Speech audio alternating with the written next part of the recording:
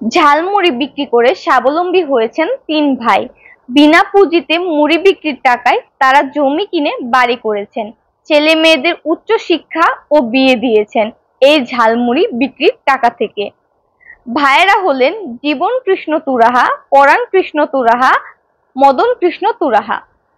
তাদের বাড়ি শেরপুর জেলা শহরের রাজবল্লভপুর এলাকায়। তারা এই এলাকার মৃত রঙ্গিলা তুরাহার ছেলে। তাদের সাথে কথা বলে জানা যায়, আজ থেকে 40 বছর আগ থেকে শুরু করেন এই ঝালমুড়ি ব্যবসা। এর আগে তিনি ও তার অন্য দুই ভাই সাইকেল মেরামতের কাজ করতেন। এ থেকে যা আয় হতো ওই টাকা দিয়ে তাদের পরিবার চালানো অনেক কষ্ট হয়ে যেত। কখনো খেয়ে না খেয়ে দিন পার করতে হতো। পরবর্তীতে মোটর বাইকের যুগ চলে আসায় এই ব্যবসা বন্ধ হয়ে যায়।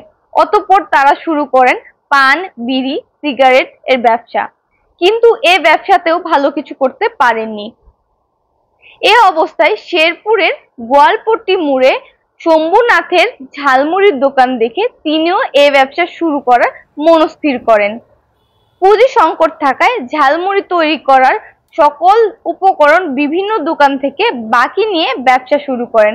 অতঃপর আর পিছনে তাকাতে হয়নি।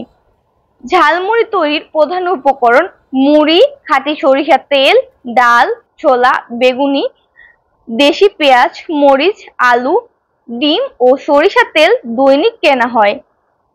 এসব পণ্য বাকিতে কিনে ব্যবসা শেষে রাতের বেলা সব বকেয়া পরিশোধ করা হয়। মদন কৃষ্ণ তুরাহা বলেন, এক সময় আমরা প্রতিদিন দুপুর থেকে রাত পর্যন্ত ঝালমুড়ি বিক্রি করতাম, কিন্তু বয়স হয়ে যাওয়ায় আগের মতো পরিশ্রম করতে পারি না। এখন সন্ধ্যাবেলায় দোকান খোলা হয়, এরপরই ক্রেতা সাধারণের আনাগোনা শুরু হয়। প্রতিদিন গড়ে 800 থেকে 900 জন ক্রেতা এখানে ঝালমুড়ি খেতে আসেন। সর্বনিম্ন 20 টাকা থেকে সর্বোচ্চ 80 টাকা প্লেট মূল্যে মুড়ি বিক্রি করা হয়। আর চাহিদা অনুযায়ী গড়ে প্রতিদিন 10 থেকে 12 কেজি ছোলা, 7 থেকে 10 কেজি ডাল, 4 থেকে 6 কেজি বেগুনি, 9 থেকে 12 কেজি পেঁয়াজ, 10 থেকে 12 কেজি মুড়ি ও শতাধিক ডিমের প্রয়োজন পড়ে। গড়ে প্রতিদিন হয় 8,000 থেকে 12,000 টাকা। সেই হিসাবে প্রতি মাসে 2.5 লাখ টাকার ঝালমুড়ি বিক্রি হয়।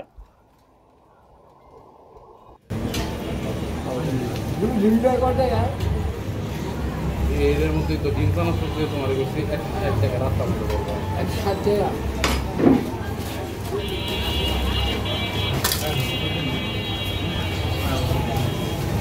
পানি ধরিয়ে টাকা দিই